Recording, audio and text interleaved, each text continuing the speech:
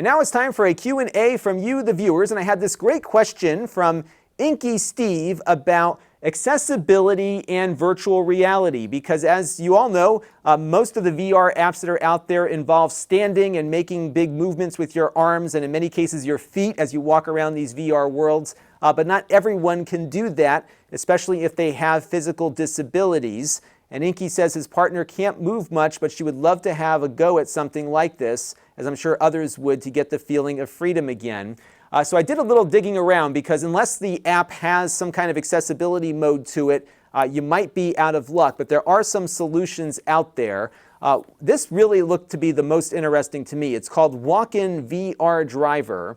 And this integrates with Steam VR and sets itself up as another device within the Steam VR system. This is one thing Valve has done very well, is allow third-party devices and applications to integrate with their VR environment pretty seamlessly.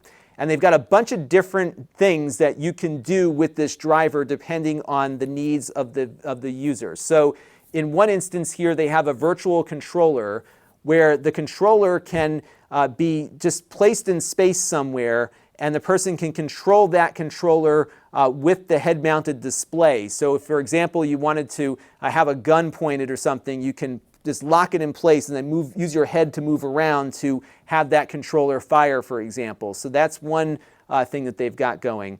They also have some ways to use the controller for movement. So you can simulate here standing up and getting that sense of height just by using the controller to adjust the position of the person in the virtual world. In fact, they have examples where you can even be laying on the ground and make it look like you're standing. So there are some neat things that they're doing with movement and rotation.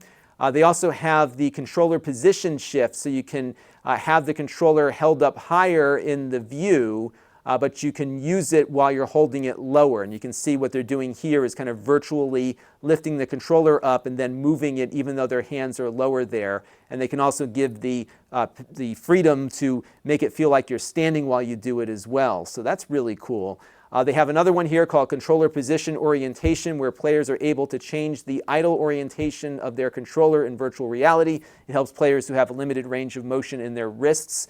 They even have a mode where you can have a friend control part of the game with an Xbox controller, so somebody can have a partner to help them out if they can't do something specific in the game. So there's a lot of things that they're doing here that I thought were really thoughtful and I think address a lot of different accessibility issues. I haven't actually tried this myself just yet, so if you have a VR setup and have some folks that might benefit from this, give it a shot and let me know down in the comments how it's working for you, because it looks like they're putting a lot of thought and effort into all the different kinds of accessibility problems that come out of these virtual reality games. This channel is brought to you by the Lon.TV supporters, including gold-level supporters, the Four Guys with Quarters podcast, Tom Albrecht,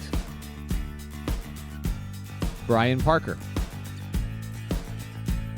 and Kalyan Kumar.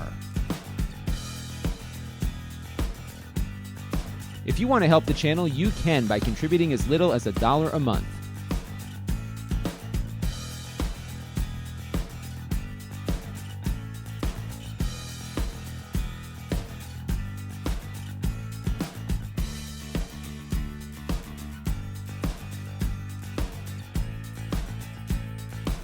Head over to lon.tv/support to learn more.